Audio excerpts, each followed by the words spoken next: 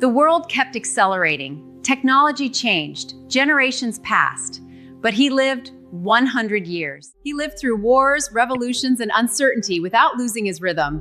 Learn more in this video. Adapt, reinvent, thrive. You know, we all think about living a long, healthy life. But what if I told you that getting to 100 might be way simpler than you'd been led to believe? Today, we're going to take a look at the life of Japan's longest living doctor. This man didn't just make it past a century, he thrived. So what was his secret? Well, let's break down his incredibly simple but really powerful approach to life. All right, so just to get our bearings, let's look at the average in the US. Right now, it's about 76 years old. And look, that's not bad at all, but the real question is, what if we could aim higher? And not just live longer, but actually feel better while we're doing it. Okay, now let's jump over to Okinawa, Japan. The average lifespan there, it's over 84. And it's totally normal to see people well into their hundreds, still active, out in their gardens, cooking their own meals. So what's going on? What's their big secret? Well, it's not about some fancy, expensive treatment. It's actually something much, much more basic. So the person we're going to be learning from today is this amazing man, Dr. Shigeaki Hinohara. He lived to be 105. And get this, he was still seeing patients when he was 100 years old. His whole philosophy wasn't about crazy strict diets or anything like that. It was all about simple daily habits and just finding joy in the little things. His life is basically a roadmap, and it's built on just a few core ideas. Let's dive into the first one. Okay, first up, we've got a principle that hits on a mistake so many of us make, probably every single day. We eat more than our bodies actually need. It's called the 80% rule. And it's all about learning that simple, powerful art of just enough. So in Okinawa, there's this concept called hara-hachi bu. And all it means is you stop eating when you're about 80% full. See, the goal isn't to push away from the table feeling stuffed and miserable. It's to feel light, energized. And this one little habit, it reduces so much stress on your body, calms down inflammation, and can totally boost your metabolic health, all without some crazy diet. And here's the real mental shift, the big aha moment. A lot of us, right, we were raised with that clean your plate rule, so we eat until we're full. But the Okinawan way of thinking is different. You eat until you're no longer hungry. I know it sounds like a small difference, but trust me, it's an absolutely massive change in how you approach food.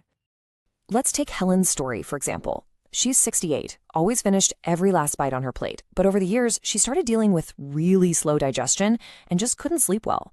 So when she heard about this idea, she started doing something really simple, pausing halfway through her meal and just asking herself, wait, am I actually still hungry, or am I just eating because it's here? And the result? Way better sleep, a ton more energy, and that awful bloating just went away. Okay, so stopping at 80%, that's the how. But what about the what? What are they actually eating? Well, the Okinawan diet is really built on a few specific longevity foods. Let's break down 3 categories of these absolute powerhouses. First up, let's tackle a really big myth about protein. When I say protein, what's the first thing that pops into your head? For a lot of us in the West, it's meat, right? A big steak or chicken breast. But in Okinawa, their number one source of protein is actually plant-based, and they focus a lot on soy. We're talking about things like tofu, miso, edamame. These aren't just trendy health foods you see on Instagram. For Okinawans, they're the bedrock of a diet that's linked to an incredibly long life.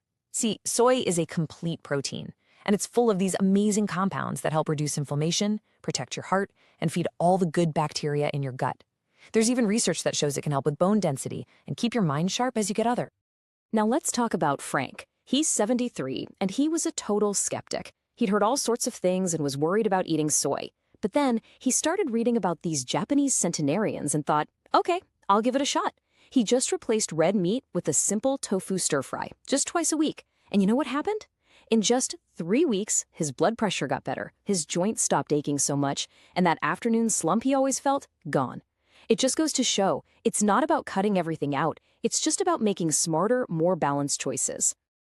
All right, building on that idea of nourishing your body from the inside out, the next power food isn't some pill or powder you buy at the store, it's a living tradition. Yep, we're talking about fermented foods. You know, Dr. Hinohara himself started every single day with a bowl of miso soup. Foods like miso or those pickled veggies you see, they're just packed with live probiotics. And these little guys are so important for your gut health, which, as we're learning, is connected to pretty much everything: your digestion, your immune system, even your brain. And getting them from whole foods is key because you get this amazing mix of live cultures and fiber and nutrients all working together. It's something a supplement pill just can't replicate. Take Claire, for example. She's a 70-year-old retired librarian who is always struggling with bloating. She tried everything, all the probiotic powders, all the pills, and nothing seemed to work. Then a friend suggested she try some real, authentic miso. So she started having 1 warm cup of miso soup every morning. And within just 2 weeks, the bloating was gone. Her energy was steady all day long. The secret wasn't a pill. It was real, living bacteria from a real food source. All right, let's talk about the big one, the elephant in the room for so many diets. Carbs. We hear it all the time, right? Cut the carbs, especially as you get older. But you know what? In Okinawa, there's one specific carbohydrate that isn't just okay to eat. It's literally celebrated as a key to a long, healthy life. I want you to meet the Japanese purple sweet potato. This thing is amazing. For a lot of older Okinawans, this one vegetable makes up more than half of their daily calories. Can you believe that? And here's why. They're packed with these powerful antioxidants that keep your blood vessels healthy, they're loaded with fiber, and they have a low glycemic index. That just means they give you steady energy without those crazy blood sugar spikes and crashes. So there's this guy, Paul, 69 years old. He had prediabetes and was just exhausted all the time. He did what he thought was right. He cut out all carbs.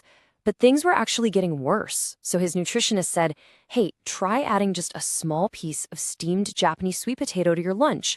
And after only 2 weeks, his energy was back, his cravings were gone, and his blood sugar was so much more stable. The lesson here is so clear. It's not about no carbs, it's about the right carbs. So we've covered the what to eat and the how to eat it.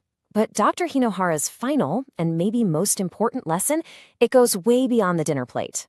He was a huge believer that longevity isn't just about nutrition. It's about creating a joyful daily rhythm. It's about your mindset, which might actually matter more than anything else. See, Dr. Hinohara didn't have some super strict military-style regimen. Not at all. He just embraced his balanced, happy daily flow. He ate moderately, not because he was forcing himself, but because he had this deep respect for his body. And his days were just filled with curiosity. He was giving lectures, writing books, and always finding a reason to smile, even when he was well into his 90s. And this reminds me of Mari, who's 71.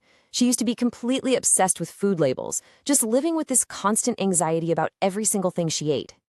But then she learned about Dr. Hinohara's philosophy, and she totally shifted her focus. She started going for morning walks. She started actually enjoying her food, taking her time. She even started a little herb garden. And this new, gentle routine, it did more for her health than any strict diet ever could. And that really gets to the core of it, doesn't it? Real health isn't just about what's happening in your body physically. It's emotional, it's mental.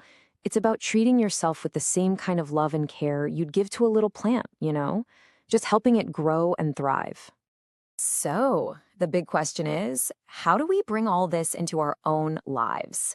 And the great news is you don't have to completely upend everything overnight.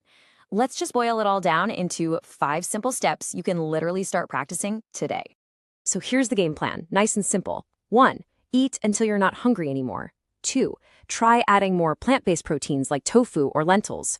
3, bring in some fermented foods like a little miso soup or some pickles. 4, choose smart carbs like sweet potatoes instead of the processed stuff. And 5, and this is the most important one, use all that good food as fuel for a joyful life. Move your body, laugh with people you love, and always stay curious. That right there is where the real magic happens. All of these habits, they work together to support your hearts, your mind, your independence, your whole being. And the best part is you can start so small. We're talking 1 mindful pause in the middle of a meal, 1 spoonful of miso, 1 short walk around the block. So as we wrap this up, I want to leave you with a question. Looking at these 5 steps, which one is calling out to you? Which simple step are you going to try first? No one will manage your energy for you. If you're serious about growth, stay here, subscribe and build it daily.